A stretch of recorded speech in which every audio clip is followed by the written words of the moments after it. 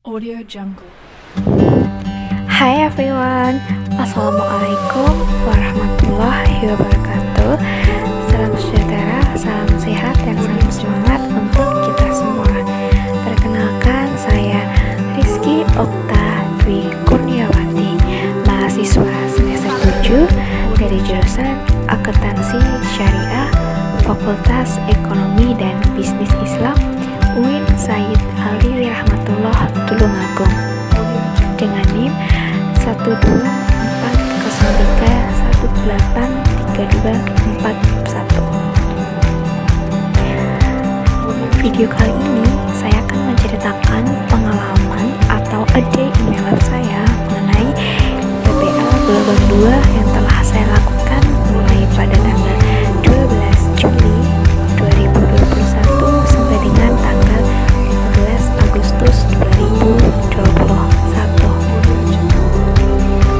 Praktik pengalaman lapangan atau PPL yang saya jalani saat ini memanglah berbeda dengan PPL sebelumnya.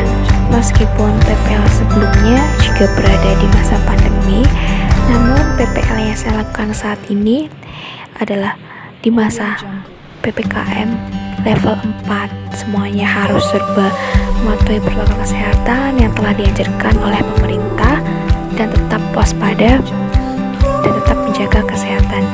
Karena pada masa PPL yang saya lakukan saat ini, angka lonjakan corona memang sangat tinggi sehingga PPKM level 4 diterapkan oleh pemerintah. Pada PPL gelombang 2 ini, saya mengambil lokasi atau mengambil tempat pada Dinas Koperasi Usaha Mikro dan Tenaga Kerja Kota Kediri. Alasan saya mengambil tempat PPL di sana dikarenakan dekat dengan rumah, mengingat kondisi dan situasi pandemi ini semakin lama semakin naik, dan saya memutuskan untuk mencari lokasi terdekat dan yang dia seperti yang telah diajarkan oleh kampus untuk melaksanakan atau melakukan PPL di daerah masing-masing dan berdekatan dengan rumah mahasiswa yang sedang melakukan PPL. PPL kali ini saya mengambil judul berdasarkan permasalahan, berdasarkan data, dan berdasarkan wawancara yang telah saya lakukan pada Dinas Koperasi Usaha Mikro dan Tenaga Kerja Kota Kediri, yaitu kinerja laporan keuangan Koperasi Insan Pembina pada Dinas Koperasi Usaha Mikro dan Tenaga Kerja Kota Kediri.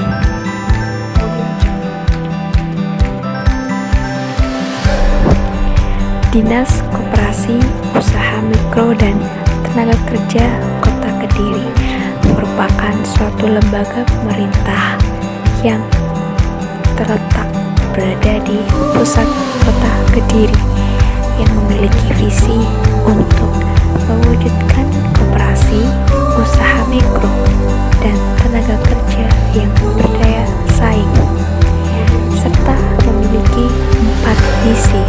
Yang pertama, meningkatkan produktivitas usaha mikro dan kualitas kelembagaan koperasi.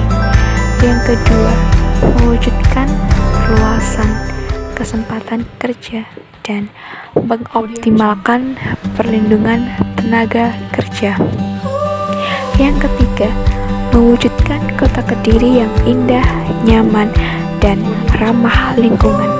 Yang keempat, memperkuat ekonomi kerakyatan menuju terwujudnya Kota Kediri sebagai pusat perdagangan, jasa, wisata, dan industri kreatif.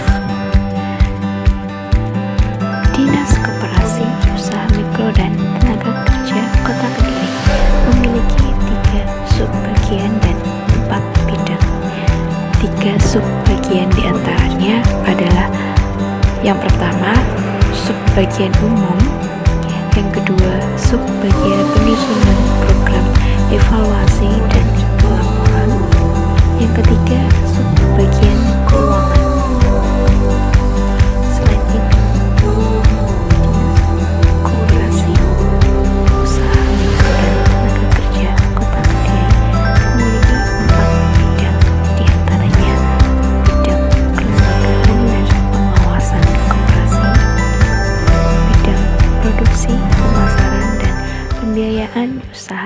mikro koperasi, bidang hubungan industrial, syarat-syarat kerja dan perlindungan tenaga kerja, dan yang terakhir bidang penempatan tenaga kerja.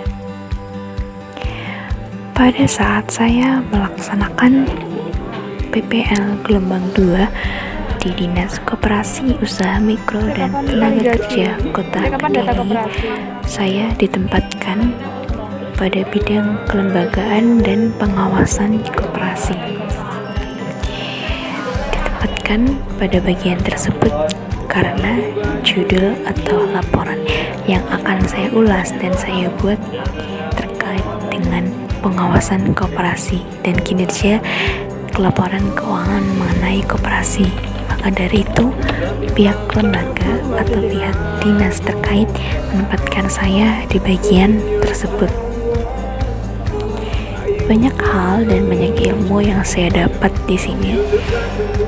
Ada beberapa materi yang bahkan menurut saya awam, dan ketika saya mendapatkan materi dari kampus atau dari dosen, itu pun hanya sekedar teori. Dan di sini, di dinas ini, dan selama melaksanakan kegiatan PPL kurang lebih 1 bulan, saya mendapatkan ilmu yang sangat bermanfaat dan sangat banyak, terutama mengenai laporan keuangan dan aplikasi yang ada pada Dinas Koperasi Usaha Mikro dan Tenaga Kerja Kota Kediri. A day on my life atau kegiatan sehari-hari yang saya lakukan ketika saya berada di Dinas Koperasi, tepatnya di bagian bidang kelembagaan dan pengawasan koperasi. Saya mendapat tugas yang paling sering dan hampir setiap minggu saya lakukan, yaitu melakukan rekapan RAT. Jadi rekapan RAT mengenai laporan keuangan, mulai dari neraca, volume usaha, sisa hasil usaha, aset, modal luar, kewajiban, dan lain sebagainya. Di sana saya diberi kesempatan dan diberi beberapa tambahan ilmu oleh pihak lembaga dan diajari beberapa rumus mengenai sisa hasil usaha serta volume usaha. Selain itu, saya juga merekap RAT yang ada di Kota Kediri. Saya menginput data-data pada tahun 2019 dan tahun 2020. Di sana saya merekap mulai dari bulan Januari sampai dengan penutupan di akhir tahun, yaitu pada bulan Desember. Setelah saya mengerjakan rekapan tersebut, saya diberi kesempatan dan diberi ilmu yang baru mengenai aplikasi yang digunakan untuk mengetahui kesehatan dan aktifnya koperasi yang ada di Kota Kediri, yaitu aplikasi ODS. Di sana saya belajar menginput data-data tersebut, kemudian kita dapat melihat dan mengetahui koperasi mana yang masih aktif dan memiliki badan hukum, dan koperasi mana yang perputaran modalnya serta pinjamannya itu sudah sesuai dengan aturan yang telah ditentukan atau belum. Tak hanya membantu di bagian bidang kelembagaan dan pengawasan koperasi, saya juga membantu di bagian klinik UMKM pada Dinas Koperasi Usaha Mikro dan Tenaga Kerja Kota Kediri. Setiap paginya saya membantu pemberkasan, karena banyak sekali UMKM yang ingin mengajukan bantuan modal. Jadi setiap pagi saya bantu melakukan pemberkasan. Banyak pengalaman, banyak materi, serta banyak teman yang saya dapat ketika saya melaksanakan PPL gelombang 2. Saya sangat bersyukur bagi Tuhan diberikan kesempatan untuk melakukan PPL Dinas Koperasi Usaha Mikro dan Tenaga Kerja